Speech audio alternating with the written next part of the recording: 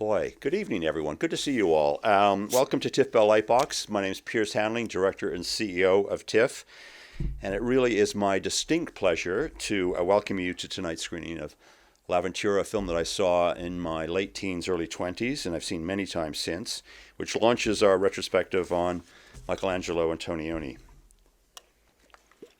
Now, to begin, we'd like to acknowledge that tonight's event is taking place on the treaty territory of the Mississaugas of the New Credit and the traditional territory of the Haudenosaunee, the Anishinaabe, and the Huron-Wendat. We're very grateful to have the opportunity to work in the community. And on behalf of TIFF, I'd like to thank our lead sponsor, Bell, our major sponsors, RBC, L'Oréal Paris, and Visa, and our public supporters, the Ontario Media Development Corporation and the Canada Council for the Arts. This series was produced with Luce Cinecittà. We'd like to extend a big thank you to Camilla Comani and Paola Ruggiera for their collaboration and for co-organizing this series with us. And as a charitable organization, we'd also like to thank our donors and our members for making our year-round programming and educational community outreach initiatives possible. Now, tonight's screening kicks off our retrospective Modernist Master Michelangelo Antonioni. There are a number of excellent speakers lined up for this series. This Saturday, film and architecture scholar James McGilvray will be here to discuss Antonioni's use of space and landscape before a screening of L'Eclisse. And on June 17, writer and essayist Durga Chu Bose will consider Monica Vitti's role in Red Desert, as well as her broader contributions to Antonioni's body of work. For more information about these special events and the other film screening, please visit our website. I'll also visit the posters outside. As part of my poster collection, we've just framed them, a whole bunch of original Italian Antonioni posters. I noticed some of you saw some of them in the corridor, and there's more actually on the entranceway through the TIFF Bell Lightbox. Now, L'Avventura is unquestionably one of the classics of the cinema. It's indeed a seminal work. It broke new ground. It altered the way people looked at cinema. It profoundly affected future developments and influenced numerous filmmakers, Teo Angelopoulos, Hoshao Shen, Zhaizhenke, Nuri Bilge-Ceylan, to name only a few. Its first screening has gone down in history. When it was shown at the Cannes Film Festival in May 1960, there were walkouts, boos, catcalls. The audience was mystified, confused, and very angry. Antonioni and Monica Vitti were left shaken and in tears. This famous screening has been likened to the equally controversial premiere of Igor Stravinsky's The Rite of Spring, another groundbreaking work that has since gone on to take its place in the canon, as has Antonioni's film. It did not take long for dissenting opinions to appear. A statement was released only a few hours after the screening. It was datelined 2 a.m. in the morning, to be exact. So Antonioni and Vitti woke the next day in their hotel to find this statement posted in the halls. And the signatories included some of the most famous names of the day: Roberto Rossellini and François Reichenbach, the producer Anatole Daumont, who go on to produce René Godard and Bresson, Nellie Kaplan, who was the assistant to Abel Gance, and the critics René Gilson, Robert Benayoun, André Labarthe, and Georges Sadoul. And it read, conscious of the exceptional importance of Michelangelo's L'Avventura, and shocked by the display of hostility it has aroused, the undersigned critics and professionals express to the film's author their unqualified admiration. Confident that others who share their enthusiasm will follow suit, they call on them to declare their support. Now, in effect, this statement threw down the gauntlet to the festival's jury. Faced with a group of exceptional films that year in competition, Fellini's La Dolce Vita, Grigory Shukarai's Ballad of a Soldier, the Russian film, Ingmar Bergman's The Virgin Spring, and Louis Buñuel's The Young One, L'Avventura was given a special prize for, in their words, its remarkable contribution to the search for a new cinematic language. Now, Antonioni came of age artistically in the ferment of post-war Italy. Neorealism at this point dominated Italian cinema, and he was obviously not immune to this development. His first films, all documentaries, bear their stamp. But his feature films, beginning with Cronica di un Amor, Story of a Love Affair, made in 1950, and the 4 feature films that followed in the decade of the 50s did not at all fit into the neo-realist mode. Their milieu was middle class, not the working class. Their form was more stylized and certainly more classical.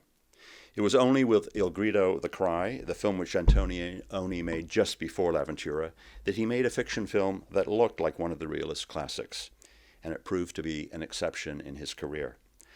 L'Avventura, like all his subsequent films, was embedded in bourgeois culture. But as with all his films, pay attention to the details, even as I say this. Now, 60 years later, it's obviously impossible to recreate the effect the film had on the first audience. But it is possible to look at how it contributed to the search for a new cinematic language. Inaugurating a new decade, the 60s, the film certainly marked a break, as did so many other films of that moment. Now, I don't really want to offer you a reading of the film before you see it, because I know that's going to spoil it for those of you who haven't seen it already. But I do want to point you towards a way of watching this film, things to actually look for. So let's start with the opening scene, the first 90 seconds or so. It acts as a bookend to the closing sequence, which I won't show you, but I just want to point that out. So formally, the first shot speaks to the last shot of the movie. Now, in this opening scene, Antonioni wastes no time at all in visually establishing some of the ideas he wants to explore. Pay particular attention to the landscape and to the manner in which the characters interact. Could you please show the clip?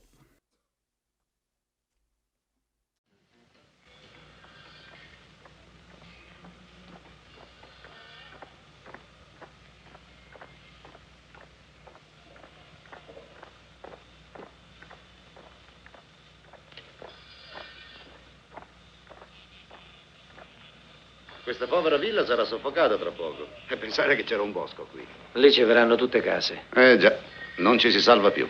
C'ha ragione. Buongiorno, eccellenza. Addio, caro. Ah, sei qui, papà? Ti cercavo di sopra. Ti credevo già in alto mare. Non ancora, papà. Non usa mettere il berretto alla marinara col nome dello yacht. No, papà. Non usa. Quanto stai via? 4 o 5 giorni. E vabbè.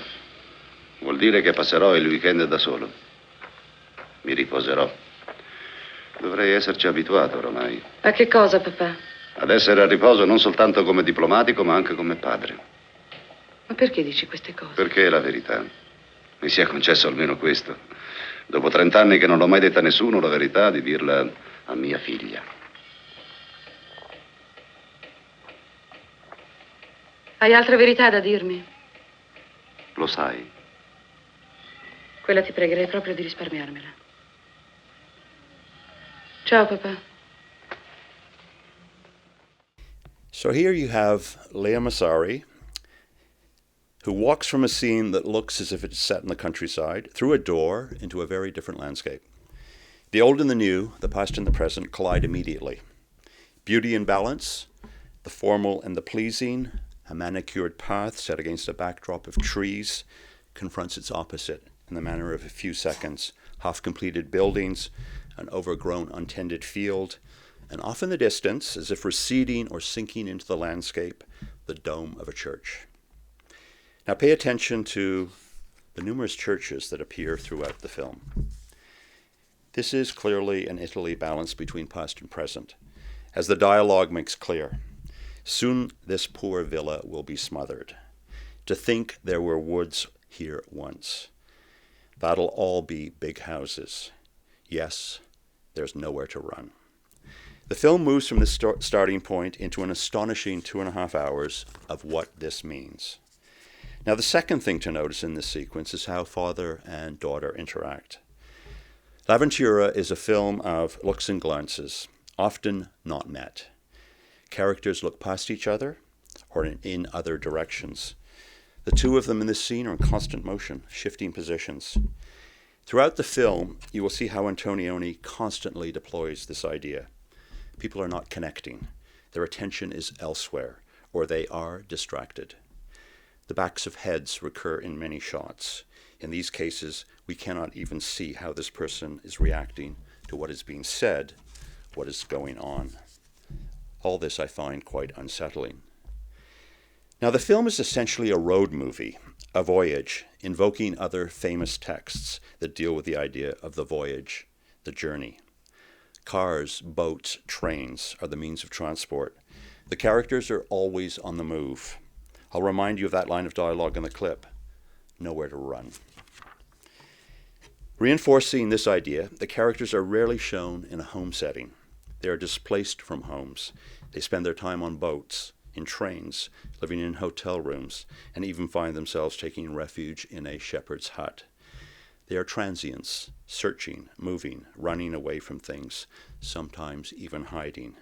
This in a culture like Italy, that's the most settled, one of the most historic cultures you can imagine in the world. Now, landscape becomes an essential part of the design of this film, and I do stress the word design. Placing his characters consciously in this landscape, as you have seen here in this opening shot, the way in which he positions them visually creates a tension, a sense of unease, as if character and landscape do not exist in harmony anymore. Also notice Antonioni's use of empty spaces, the island, a small village with no inhabitants, town squares. And emptiness is a word that I keep coming back to constantly with this film. Doorways, windows, closing and opening them, moving through them, framing them, looking out through them is a constant visual idea. And this idea is most often associated with Claudia, the Monica Vitti character, looking at the landscape, trying to connect with it, feeling detached from it, while it also draws her attention. There are a number of moments where Monica Vitti, Claudia, is shown navigating passageways, corridors, hallways, stairs, as if she is trapped, trying to escape, trying to find a way out, or searching for something, running away or towards something, running. Again, that line of dialogue, nowhere to run. Appearances are deceptive. Relationships are not quite what they think they are. And information comes to us very slowly.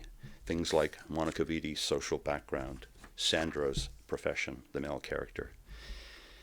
Now I'll close with the two major points, which is part of the radical project of this film that elicited such a provocative response from the 1960 audience. As I said, it's really hard to recreate this because it's actually become a part of cinematic language, and so it's not as surprising anymore.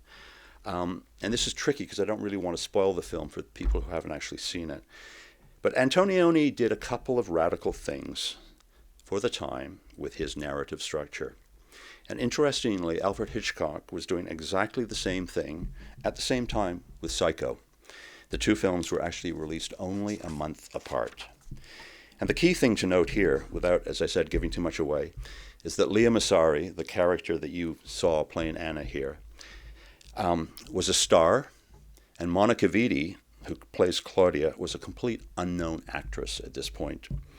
Now, Vitti would go on to become an international star, superstar actually, but to fully understand why audiences were upset, just remember that no one knew who Monica Vitti was, and everyone knew who Lea Massari was. Now, Antonioni would use Massari in his film in the same way that Hitchcock used Janet Leigh in Psycho, and I will say no more. Now, the second radical break came with what Antonioni did with narrative, and especially with the idea of a traditional cinematic narrative. The set of questions, ideas, the actual dilemmas posed by the film are deployed in a unique way by Antonioni. In particular, how he deals with the character of Anna and how he ends the film. Now, I wish I could say more, but now it's time to see a film that endlessly engages me and which I never tire of seeing. Enjoy the screening, and thank you very much for coming.